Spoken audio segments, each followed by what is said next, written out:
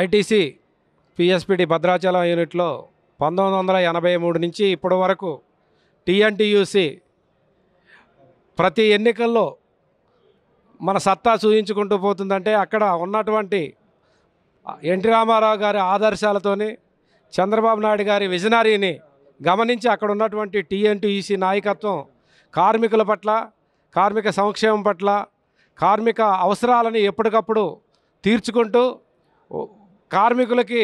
జీవన వేతనాలు పెంపుదలలో కానీ ఇటు యాజమాన్యం కూడా ఒక మిషన్ నుంచి 8 మిషన్ల వరకు పరిశ్రమ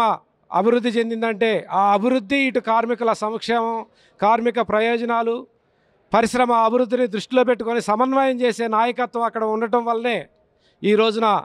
అక్కడ టీఎన్టీయూసీ ఎక్కడ మన ఉమ్మడి ఆంధ్రప్రదేశ్లో ఎక్కడ టీఎన్టీయూసీ గెలవకపోయినా కానీ అక్కడ 8 సార్లు విజయం సాధించి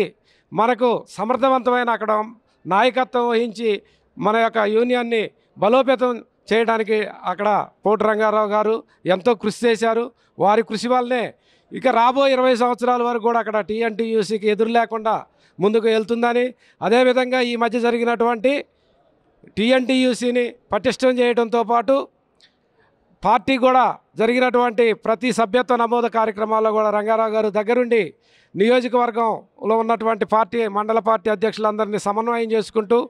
అత్యధిక సభ్యత్వ నమోదు కావడానికి రంగారావు గారు ఎంతో తీవ్ర కృషి చేస్తుంటారు. ఈ సంవత్సరం కూడా